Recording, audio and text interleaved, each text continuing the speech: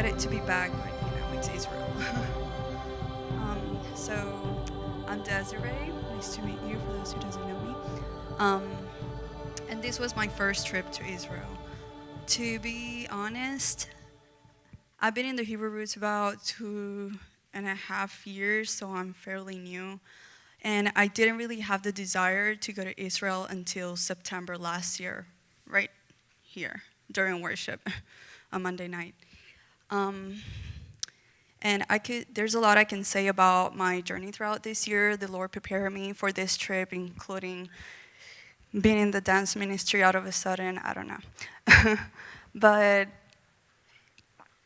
out of all of the things I thought that God would do in my life during this trip, one of the things that impacted me was relationships.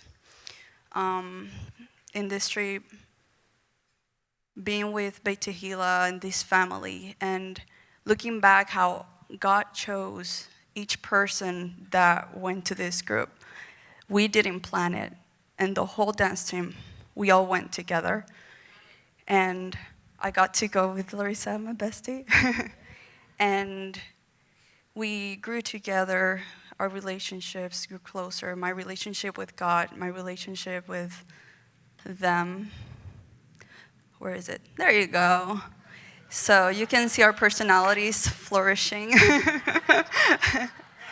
But also our relationship with our brothers, with Judah.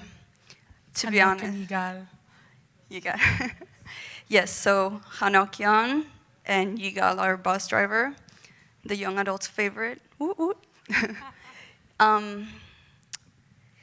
To be honest, I was afraid about facing Judah. The pastor, being in this walk of the Hebrew roots, we keep talking about, they're our brothers, we gotta be ready, and how do I explain the Hebrew roots to Judah? And I was a bit nervous about that. What if I have to talk to one of them? What am I gonna say? What if I say something wrong? What if I'm disrespectful? But I learned that as long as your heart is right with God, you have a good relationship with the Lord, and you have a loving and supporting attitude towards them, they will see Yeshua's light through you without you even saying anything. And they are the examples. These are our testimonies. These are our relationship with Judah, with Hanokian, Yigal, Eyal, Jeremy and Ari from the Land of Israel Network, and even IDF soldiers that we got to meet there. And they all have different backgrounds, different lifestyles. They're all Jews, and they all loved us. They all said that we're different. They all blessed us. And that's something that you can't really put a price on. And there are a lot of camels and cats everywhere. You must know this, okay? So you need to get used to that too. Spread the love, even on the cats, feeding them. So speaking about our love with Judah, my favorite moment with them, the one that impacted me the most, was actually at Ben Yehuda Street. We were just shopping, doing our own thing. And we decided to take a young adult's picture there. And then this guy came along, and sorry, we didn't take the picture, but this guy happened to be a rabbi. And he was asking us, who are you? Where did you come from? What are you doing here? This was right after the Jerusalem March, and we were wearing our Beit Tehila t-shirts. And he was really curious about that. And we're trying to explain to him and trying to be respectful and not say anything wrong. And then Bill was talking to him, and he was respectfully saying, we believe that we're the sojourners coming out of Egypt, with the Israel. Yes, with the Israel people. And then he's like, no. And we're like, oh my God. And then he says, I don't remember the exact order, but then he's like, I believe in the there are 12 tribes, and I'm from the 2 tribes, Judah and Benjamin, and there are 10 other tribes, and we're like, oh my God, he's saying like the same thing we would say. And then he finally says like, and I believe that you're, he said Joseph. He said Joseph, and we started like, whoa, like there in the middle of Ben Yehuda with all people, like what's going on there? And then he's like, wait, and we're like, we know what you're gonna say. Like, it's okay, you don't need to be so respectful towards us. We're in the same page. We try to respect you. Exactly.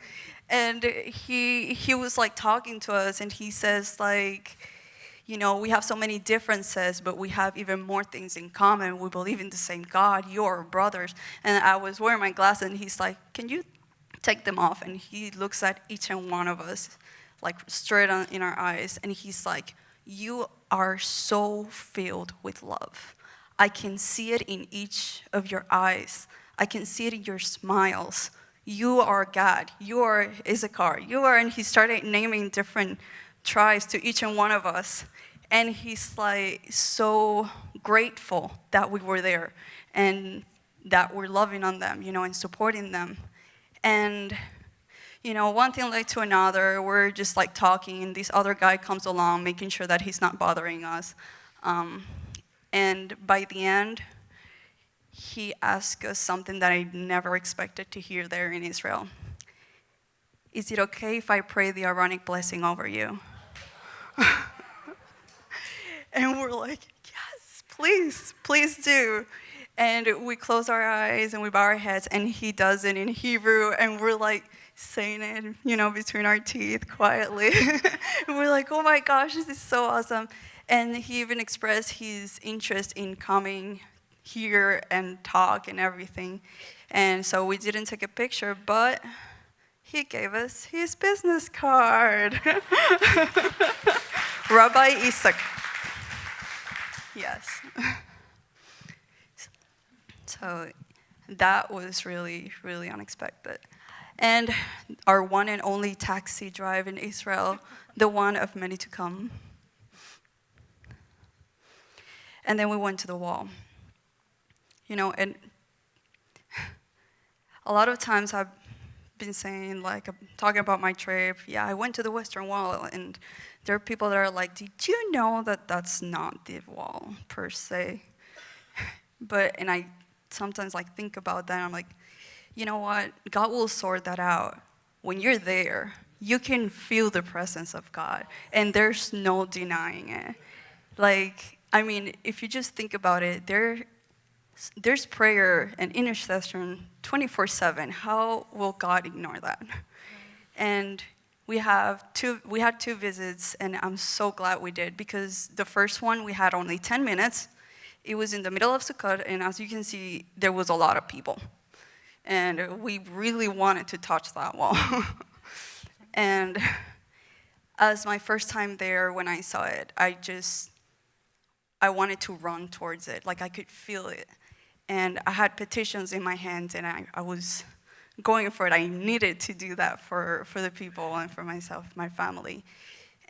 But as I walked closer to it, I was just crying. Like, I could feel it. I wanted to cry stronger and stronger. And I had to wait, and I was like, God, please let me do this. Please let me reach the wall. But the feeling I got on that first visit, I was overwhelmed. I was like weeping. I was grateful, but I just kept crying. And when I finally reached the wall, my thoughts were like all over the place. I couldn't pray properly. I just kept thanking God to be there. And it was just very overwhelming. And when we got back, I think we all kind of felt a little bit disappointed. But at least for me, I was still grateful, I left the petitions, and that's that. But on my second visit, it was joyful. I felt like I was running towards Abba. I felt I had quality time with him because we had an hour. So that's when I had like the real experience there, and got to sit down, and I felt that I heard from God, and ended up singing make me a house of prayer. And you can't really deny that God is in that place. It's amazing. And that's my evidence. And that's us. So also, another big moment for me was at Mountain Scopus and at the terrace at the hotel during worship, because we keep praying about peace for Jerusalem, but actually worshiping the Lord and praying peace for Jerusalem while Jerusalem is right between your hands. That's when I got the connection. Like, that's my relationship with the land. It was like I just wanted to take like all the buildings and everything and just hug them. And I wanted to run down there and hug everybody, like Jews, Arabs, whoever, I don't care. Like, peace for Jerusalem. Like, you can tell that God is in that place, because if there is no peace there, like, it's like a very delicate balance. One thing goes wrong, everything goes mayhem, so you can really see that the prayers of peace for Jerusalem are being answered every day, just like that. If not, it would not be. So that was really, really special for me too. That was from the hotel. And the Sea of Galilee, I had another moment there. The presence of God in that place is not like the wall. For me, it was more subtle, more gentle. It was unexpected for me. Again, I just suddenly realized that Jesus was there too. And it just got to me. I could feel it, and I just started crying. But the thought came into my head, like, Jesus asking me, do you like it?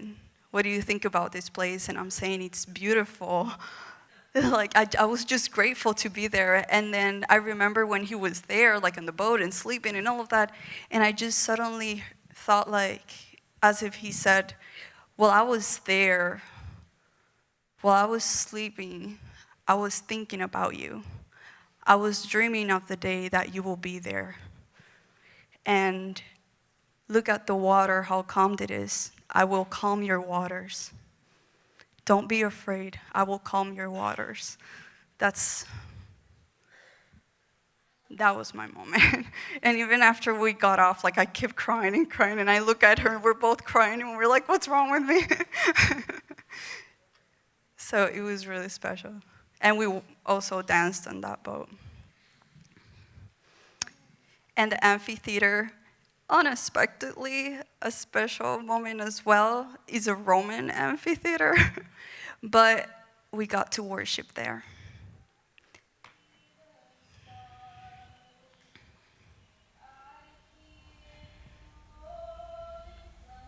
Just declaring the name of the Lord in that place after everything they did is priceless.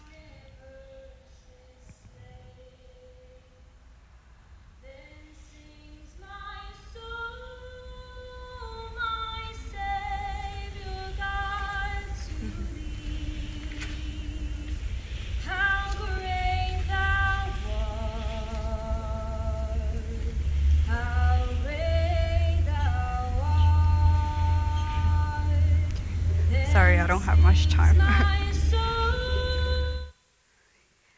That's my favorite of the shofar pictures.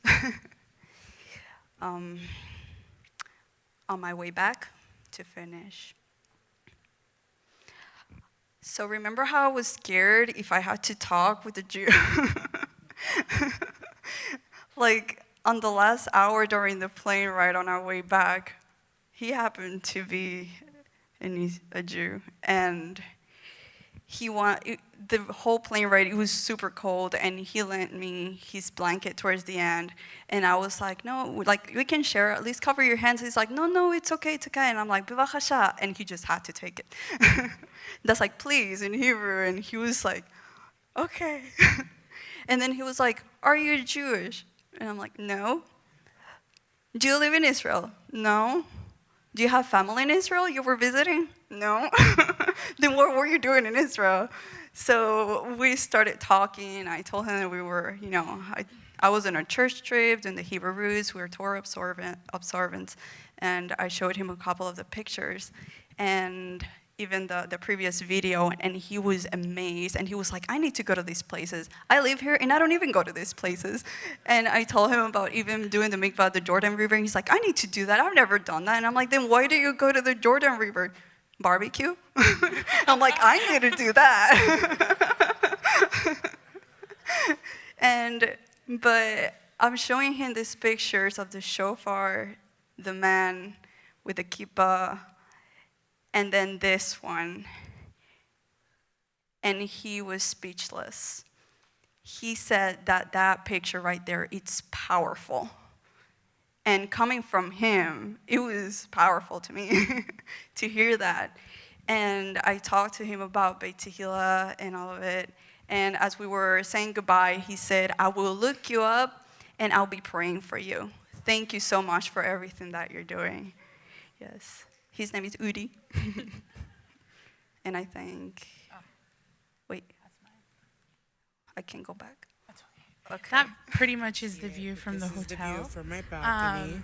And to kind of go into it, it's funny because, there's 24 of us on this trip, and we all, obviously go to the same places and have experiences in different places, but the experiences are, a lot of them very similar, but also very different. We were touched in different ways. And, it's funny because, kind of like she said, the first time we went to the Western Wall, a lot of people were like, man, we only got to spend 10 minutes there. Oh my gosh, and it wasn't bad. They weren't complaining, but it was just oh, I want to go back, And for me, I had my spot the first time we were there, which was in those 10 minutes. And I feel like it really set the tone for my trip.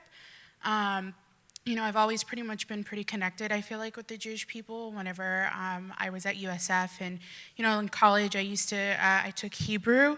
And I hung out a lot with USF Hillel, and I still have some ties with them and still talk with some of the people there. But, it's funny because, and we shared this one of the Shabbats about, what this trip meant for us. For our age group, I really feel with the older people, I feel for you guys, it was a revelation. I say you guys, but you know who you are. But for the older people, it was kind of a revelation. You walk in your walk, you're going through, and all of a sudden you get this revelation, Hebrew roots, oh my gosh, I've got to do it. And then for the younger generation, for them, it's they grow up in this. This is kind of all they know. And for our generation, it was kind of a lot of times dragged along, hey, I got this revelation and my mom is awesome because she got it. And when she got it, she got it. She's still onto it, right? And, just kind of pulled me along. And, for some of you guys who have heard it, I kind of fought it.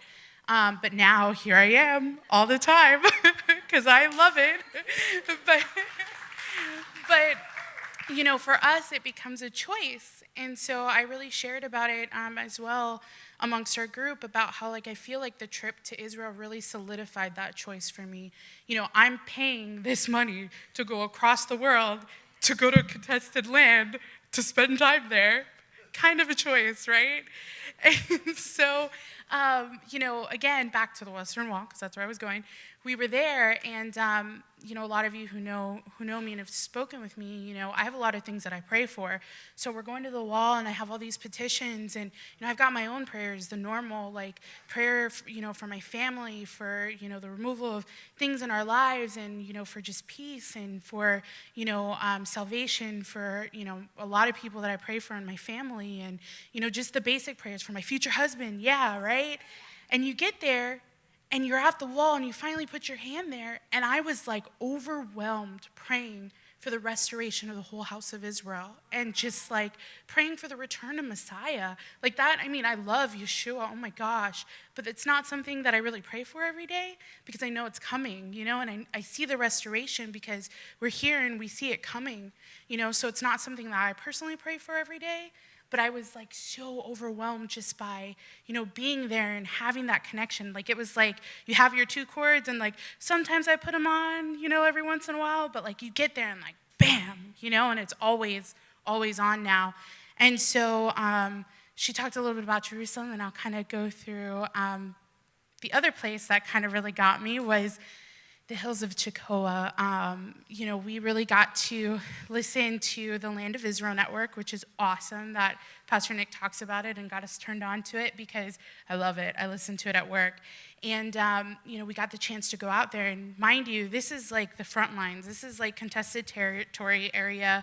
And just to kind of give you an idea, Jeremy and Ari and their family have pretty much sold everything to live there. We talk kind of to what Pastor Nick was talking about earlier, to have that faith, to talk about being connected with the Jewish people and to talk about being part of this walk and what action are we taking. And for them, these two Orthodox Jews who, are just going throughout their life, they literally sold everything. I think Miss Joanne was telling us, the house that Jeremy had was, gorgeous, and it was, on a terrace, and you had this beautiful view, and he sold it to go live in a territory where people are kind of coming after him. So, it's what are we doing with our life?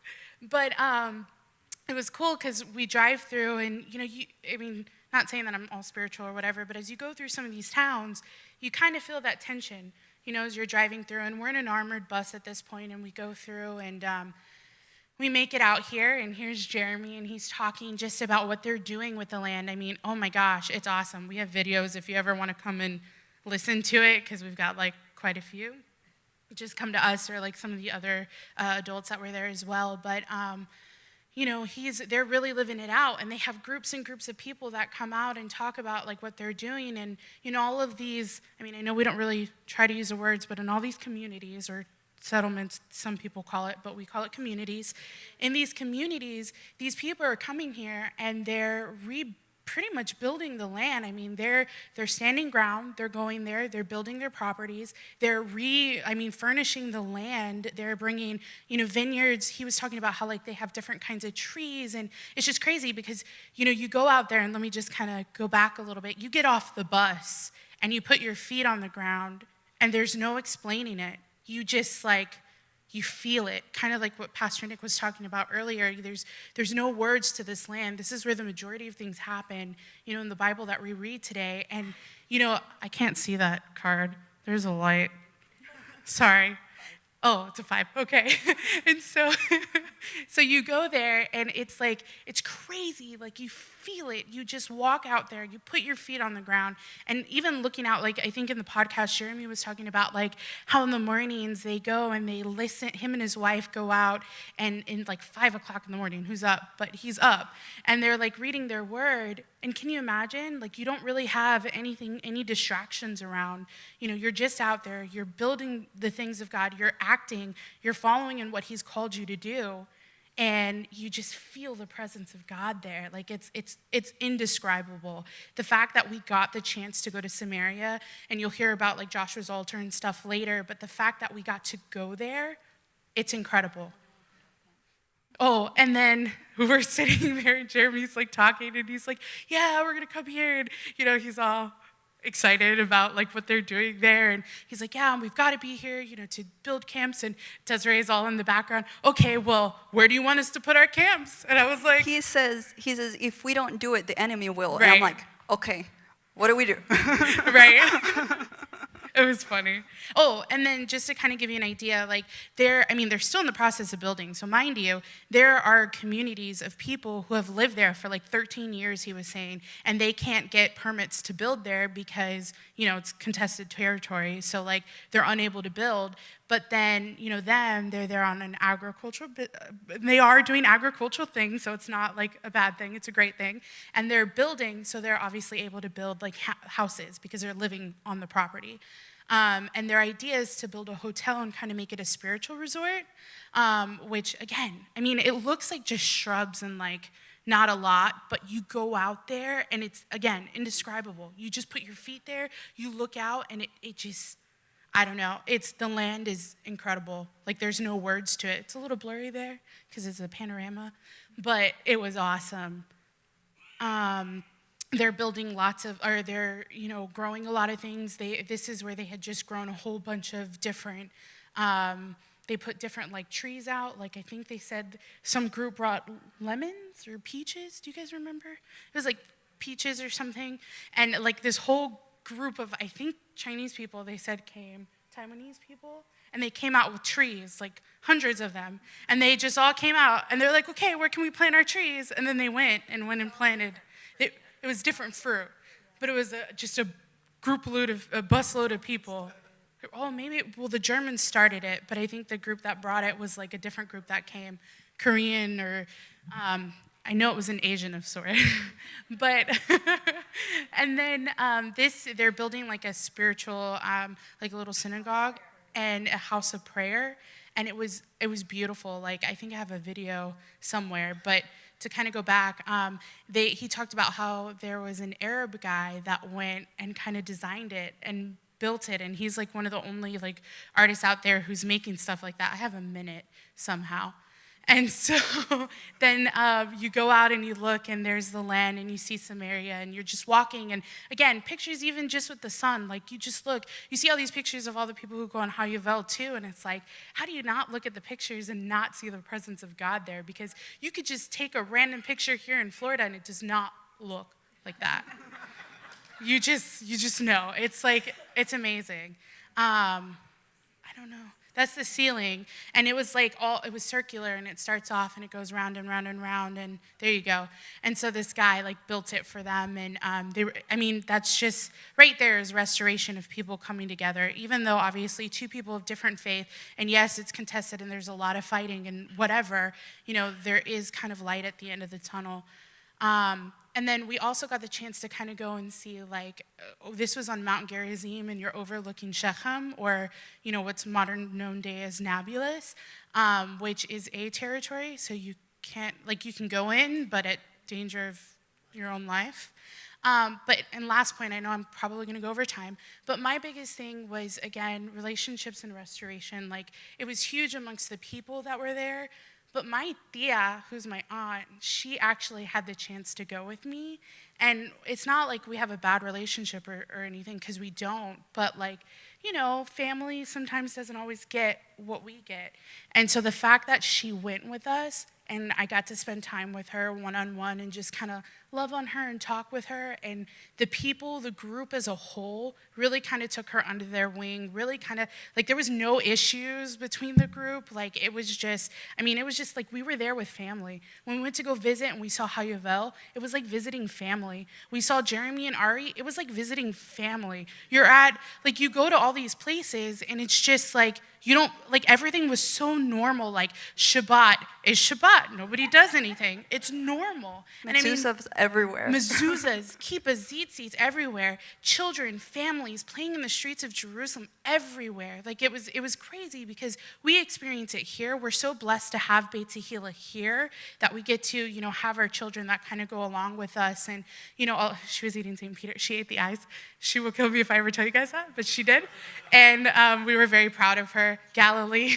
But it was just, everything was so normal. Masada, the landscape, you're on one side and it's desert, and on the other side it's like an oasis, the Galilee, right? I was really excited. This is a Des picture. Thank you, Des. And then, of course, the young adults. We had such a blast. This was my personal favorite picture. All of us had different favorite pictures. This is Hannah's favorite picture, but we also got the chance to go and be part of a march in Jerusalem, which was pretty much Christians standing for Israel. And like literally thousands of people from all over. Like it was ridiculous. It was awesome. And so you're sitting there walking through the streets and like going through and making our stand, because first off, we take the trip to pay $5,000 to go across the world to go to Israel, right? We're following in this walk. Then on top of it, to go march in the streets of Jerusalem, like, who are we? And so we're going through, and it just felt so normal. All the Jewish people are standing on the streets, and we're all like, Chag Sameach, Chag Sameach, because it's in the middle of Sukkot, it's at the tail end of Sukkot, and we're like, Shalom, we love you, whatever. And then one of the best and coolest parts is like this guy is standing on the side, and he like sees us and sees our shirts and starts like yelling out, Avenu Shalom, and we're all like, Avenu Shalom, and starts singing, and it was incredible. But the fact that we got to walk in there, and there's like Taiwanese, and I think Norway was in front of us, and another group of USA ended up their way around us, was really cool. It was like we were at Epcot, exactly. You're just, and everybody knew Hag Sameach, and everybody knew Shalom, and everybody knew just, it felt like home in a weird way. Like, we kept asking ourselves, like, do you feel at home yet? Because everyone talks about it, but, obviously we have different homes areas. So, like, she's in, like, Galilee and Tiberias, and I'm in between Tiberias and Hills of Tekoa. I have, like, a dream house on Galilee, but my mainstay is, so, and then... I need to go back. Right, we just need to go back. We gotta relook again. But, and I also want to touch on the young ones. We really have some really cool young people. Nehemiah's not in this picture because he was out videoing other stuff, but, being the media man. But we really just had a fantastic time with the young people. They, I think Will talked about it last time when he was, praying over the kids, but just to kind of watch them out there and take in the land, this isn't, they don't even realize what they're doing. They're just walking the streets, no big deal, right? But you watch them and they're walking it, and they look so natural in it, which is what, I can't even explain it. And then we got the picture, and that was awesome, and that's my last picture. You just have to go. If you haven't been, you have to go. Oh. Last video. This is us driving into Area A, which is like death to Israeli citizens if you come in. This is danger to your lives. And I think in the video, we told them don't play the sound, but Hanok was all like, oops. Dun, dun, dun, dun, Yeah, dun. he was singing dun, dun, dun, dun, dun, dun. Oh, hold on. Wait. And there are those signs again. And oops, we're going across. Dun dun dun dun dun dun dun dun dun dun dun dun dun. Gets a little more. So as we hand the mic off to the Skanza Arandas, Hannah and Caleb, here's this video.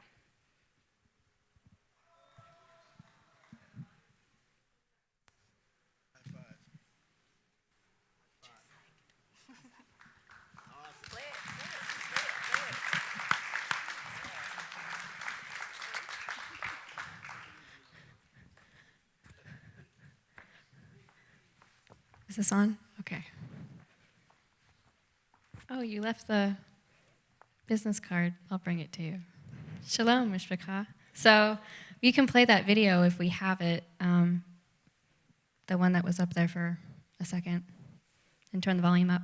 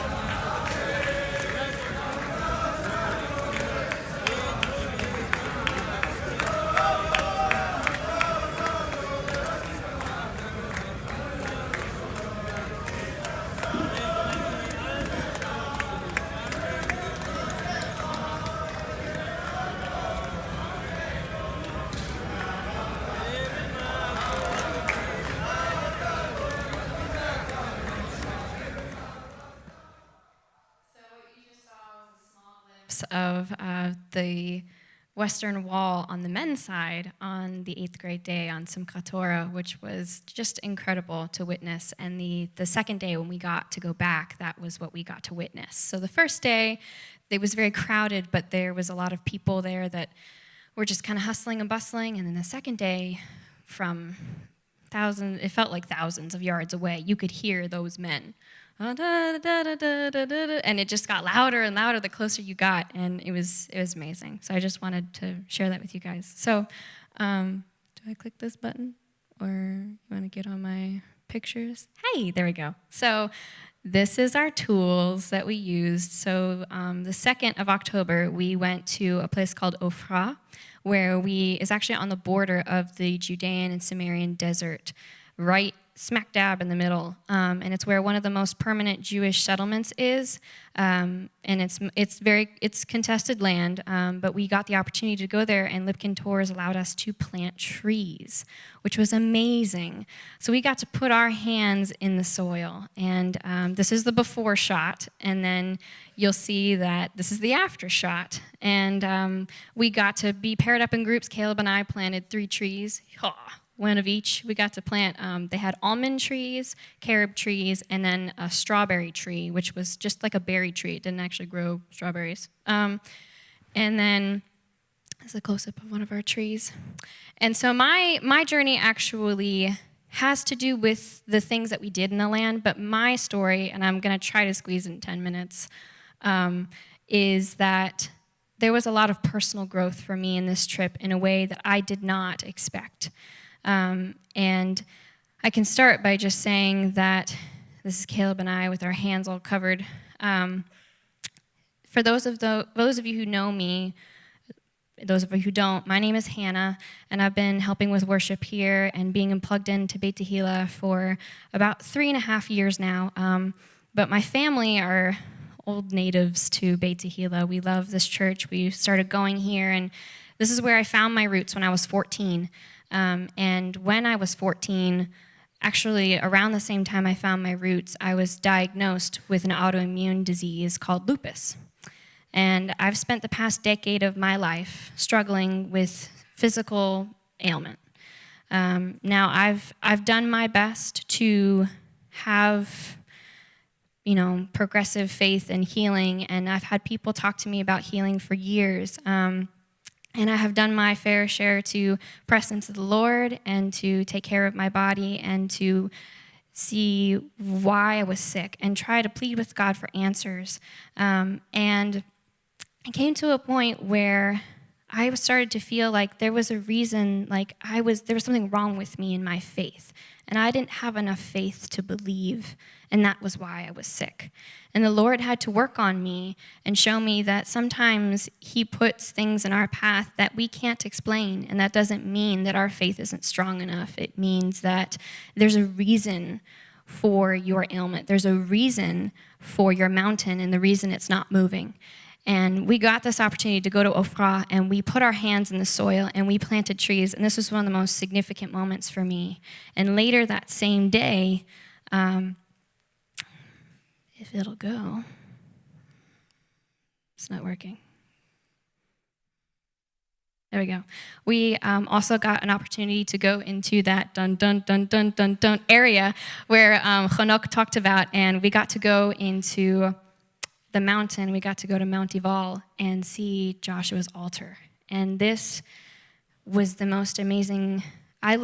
Jerusalem was my place. I loved the city, but the altar was amazing. And I was going to go over it, but if you have time, go to Joshua 8 in the Word, and that will tell you this story of the city of Ai and all of the reason of how this was built and the significance of it. But it just, I read the scripture before we went, and this was the road going there. It was a very long road. It was the most taxing physical day for all of us, but especially me. My body was in so much pain after this day. And it was amazing to go there and to see these stones that were laid so many thousands of years ago that are still there today. And to think that this is land that is so contested that the Jewish people would be absolutely hindered if they tried to go, and they tried to go there on their own. And here's a good shot of the altar itself. And so when we were there, I began to feel the Lord press upon me that I needed to sing about surrender. And so we were given time after we talked about the altar to go away, and I found a rock, and I just sat down, and I felt the Lord speak to me about the song. It says, I surrender all of me and all of my dreams, because all to you I surrender. And then the bridge says that there's no turning back. I've made up my mind, and I'm going to give all of my life this time, because your love makes it worth it. Your love makes it worth it all. And I was so baffled that that was what came out of my mouth, but that was what I felt the Lord press upon me. That was my rock. And later, that night, I came home to the hotel and noticed that I had a rash that had developed on my hands. And I didn't want to talk about this, but it was the only thing the Lord kept bringing back to me. And I fought with him, and I talked to Justin, and I talked to Caleb, and I was like, I don't want to talk about this. But I began to be overwhelmed with fear because I was so afraid. I was like, well, I've done it. I've worked myself. This was like a week into our trip. I was like, I've overworked myself. I've walked too much. My body's going to flare. It's going to shut down. I'm going to start to have issues. I'm not going to be able to walk. I can't finish the trip. And I was so wrecked that I just broke down in our hotel room. And I was like, I can't imagine why you would bring me here and then I couldn't be able to experience it. And I was so overwhelmed. And 2 days later, the rash was still there, but I had talked to Pastor Tikva, and I had our team pray for me, and I was choosing to believe that this was not going to hinder me. And we had an opportunity 2 days later to go to the Jordan River and go to the Yard and Eat, and we were going to do our mikvahs. And while we were getting ready at our mikvah pool, we had our own little area to be able to set up ourselves. And it was nice to be with just us, just our family of the team that was there. I was overwhelmed by the passage in the Word. I looked it up later, and it's in 2 Kings 5, Tikva, because I asked her, because I felt the Lord bring to my mind, his name is Naaman, or Naaman is the commander of the Aram army who was afflicted with leprosy. And he heard from his wife's handmaiden that there was a prophet that could possibly heal him of his affliction. And so he asked his king, and his king allowed him to take gifts and to go and approach this prophet. And when he went, all the prophet told him was to go and wash in the Jordan, and he would be healed. And he was offended by that because he brought, what did he bring? I wrote down 750 pounds of silver, 150 pounds of gold, and 10 sets of clothing. And all this guy wanted was none of his gifts. He just wanted him to go and wash in the Jordan. And I was like, and the guy, he was mad. But his servants looked at him and said, now, if the prophet asked you to do something that costed you more, would you go? Would you have done it?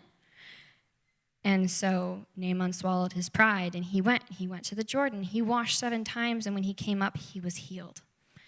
And the Lord brought that story to my mind. And so I went to Tikva, and I asked her, I said, how many times did the army commander wash?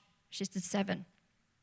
So when we went to the mikveh, we had an opportunity, each of us, to go down and to wash. And I got to the water, and for the first time in my life, I had an experience I had never had before. I had, in college, become okay with the idea that I may never be healed, and that I believe in a Savior, and I believe in an afterlife where my Father is faithful, and so eventually I will be healed.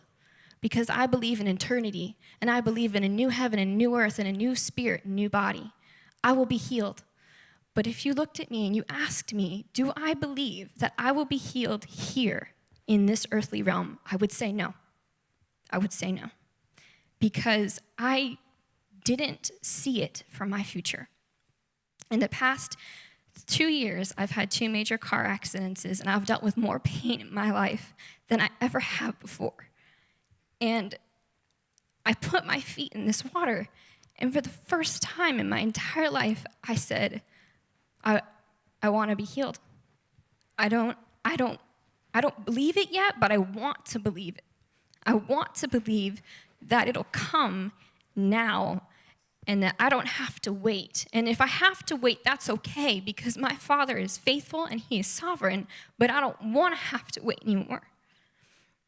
And I got in that river, and I did my mikveh, and I dunked 7 times. And when I came up, I wanted to want it. I wanted to want the healing, because my Father gave it to me, and He promised it to me, and it would come for me.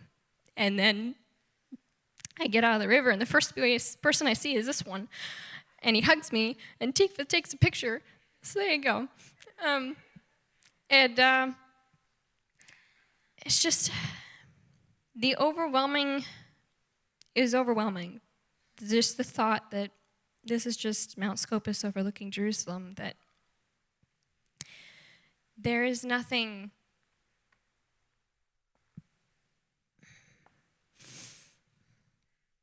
that I could do here that would have, I think, would have given me that moment with God the way I had it, because I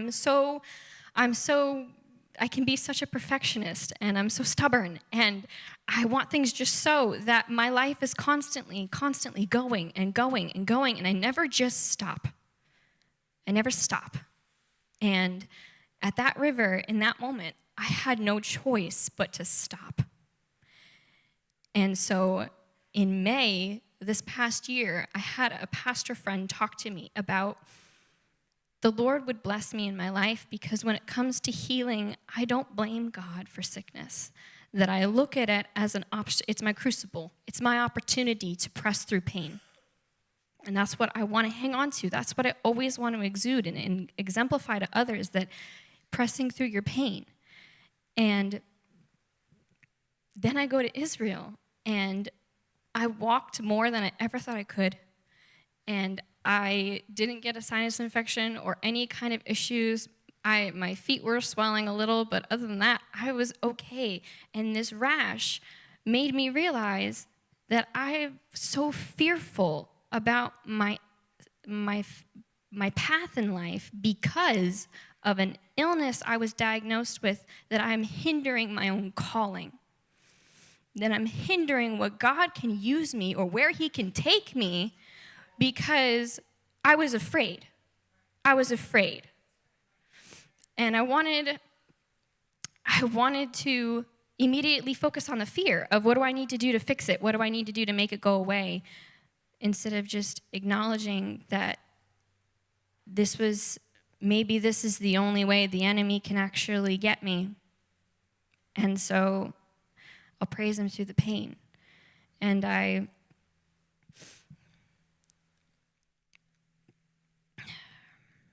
lost my train of thought. I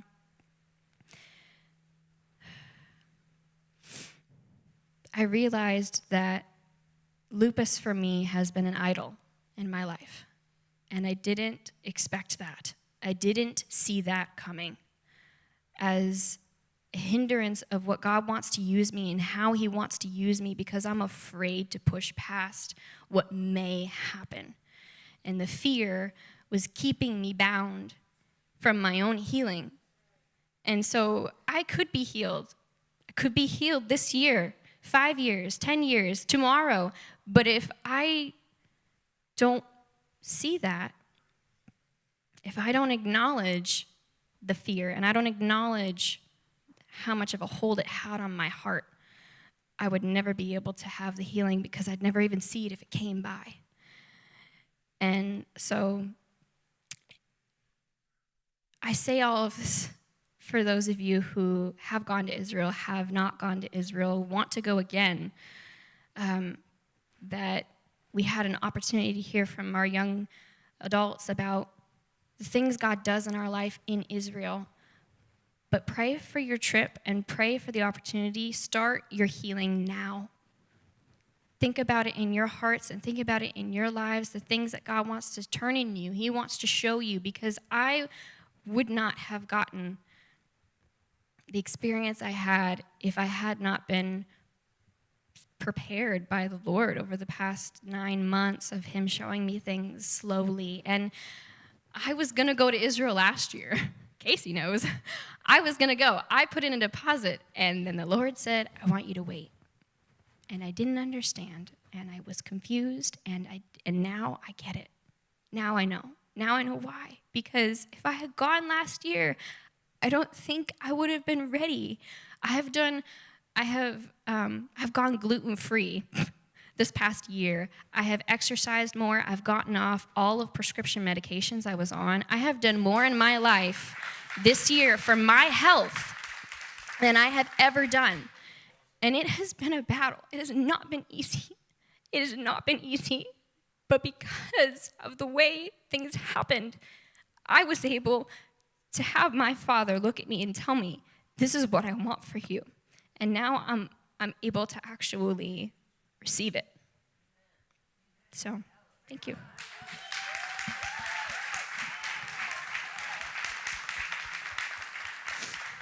Your turn. I gotta lighten it up a little bit. So they told me to bring photos. I brought photos. That's okay.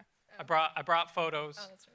I'm gonna leave it scroll through the few that I have, and we're gonna talk about something completely different. So that's okay. So we actually had a conversation very similar to this when we were in the land for our last Shabbat, where we were at the Dead Sea, and it was about what the Lord revealed to you on the trip, the things that He showed you, and basically what we got out of our time there.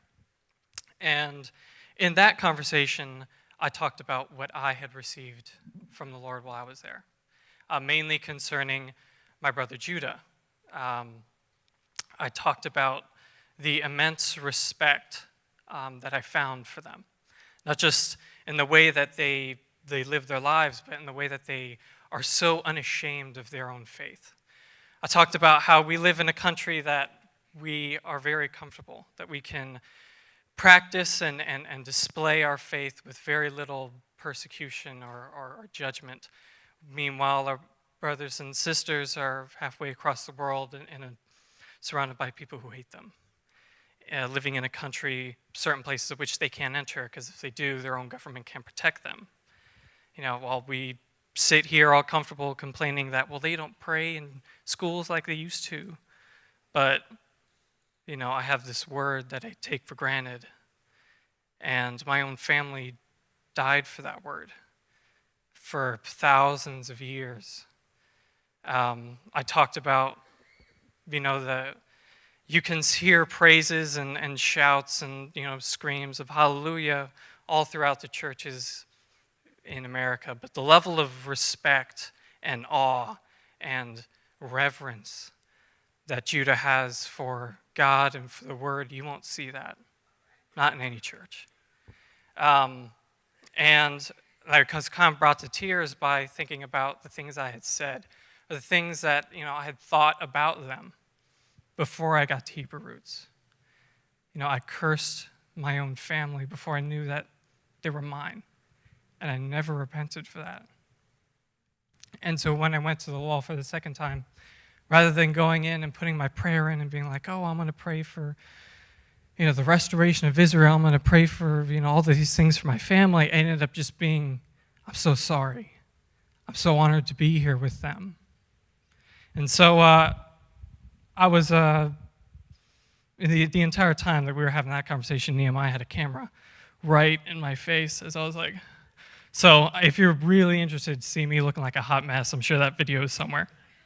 But instead, we're going to talk about my journey to the land. So I was first introduced to Hebrew Roots when I was 16, and I was very passively interested in the land. That it was apparently the place where my inheritance was, and it was the place that my God's name was at, and it's where He's going to establish His kingdom, and it's where I'm going to live eventually someday. So, it sounded pretty neat. I might want to see it someday, maybe. But the longer I stayed in Hebrew Roots and the more people I talked to who've been from the land, they all started to say very similar things. All the revelations that you get there. So, when you're there, the Torah comes alive. It's not just stories in a book anymore. It's things that you can see and you can touch. And, when you go there, it no longer becomes the place of your inheritance. It no longer becomes your God's house. It's your house. It's your home. It feels like home. And the more I started hearing about it, and the more, that I saw the faces of the people who came back, I started to want it more, until it came to the point where I didn't just want to go, I needed to go. I had to go. was like, all right, so I graduated from college last December. I took a year off. And I was like, I'm not going to do anything. I have a whole year. I'm going to go to the land. So that way I don't have any excuses at all whatsoever. The sign-ups came in early in the year. I put my name in, took my time off work, started saving my pennies. And then everything went horribly wrong. So almost immediately after that, my family started to experience some pretty bad financial problems. And I make peanuts, but I did what I could for them. But I also started experiencing problems with my own job. Apparently, I was not being paid what I should have been paid for the past 2.5 years. And due to some legal issues, the only way that they could fix it is if they moved me down from full-time to PRN and then rehire me at full-time at the rate that I should be at. So I did that, and I ended up being trapped at PRN for much longer than anyone anticipated. And it also came with a pretty severe pay cut to my peanuts, which were now just the crumbs that accumulated at the bottom of the bag. And also, with that, I lost all the PTO that I have accumulated. So not only would I not be able to get paid while I was there, I couldn't even cash it in to help pay for the trip in the first place. And it became very clear very quickly that I could not pay my own way into the land. So I started writing letters to family, to friends, to I don't know who this person is. My mom says that they're related. I never met them, but their name's in the address book, so why not? Just sent out tons and tons of letters. Please give me money so I can go, and I'll put prayers on the wall for you. I mean, if you don't have money, that's fine. I'll still put prayers in, but money would be nice. And I did get a few responses back, and that was great. And I'm so thankful for the people that did help me. They helped me get there, but it wasn't nearly enough. And I was sitting there waiting for all these letters to come in that never did. The entire time I was getting emails from Lipkin Tours and getting approached by Kathy. So when are you going to make your next payment? I need your receipts for your next payment. You'd have made another payment, right? You need to be making these payments early on. Just make sure that you give me those receipts. And then Kathy's famous line, don't worry, you don't have to pay it now. It just has to get paid at the end of the trip. But since I didn't have PTO, it was kind of a moot point anyway. So as the months till we leave rolled into weeks, I started to feel doubt. That maybe this isn't like a testing. That maybe it's just a sign. It's God closing doors. Maybe I'm not supposed to go this time, for whatever reason. And I'm just trying to force it because, well, I said I'm going to go, and I'm going to go. And I just, maybe it's just me getting wrapped up in my own pride, and I'm just reading, the signs wrong. But I stuck with it anyway. Just pray, Will Bowman said. Well, I mean, the sooner those prayers can turn green, that would be just fine by me. 2 weeks before we left, I was approached by Kathy in the prayer circle, and she said that a couple anonymous donations had come in on my behalf, and my trip was paid for.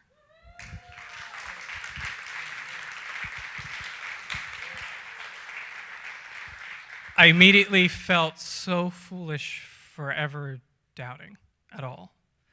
And I went, and everything that they said was true. I did receive revelation in the land. The Torah did come alive for me in the land. And by the end, it did feel like home. And it was very hard to leave. And before, I had thought I needed to go this year. Because if I don't go this year, I don't know when I'm going to go again. And now I'm thinking, how can I go next year? And the year after that. And the year after that. Tikva's already on her 26th trip. I can't let that slide. So the reason that I spent my very limited time talking about this story rather than my experiences in the land is because I feel like some people here have also been called to the land. In fact, you've been called for a while, and you haven't gone. For one reason or another. Well, it's really expensive to go. I have kids. I need to be here for my kids. I have a new job, and I don't really want to take the time off. My life is kind of hectic right now. Everything's everywhere. The last thing I need is to travel halfway across the world for a few weeks. But the thing is that if your Lord calls you to the land, you need to be obedient to that call.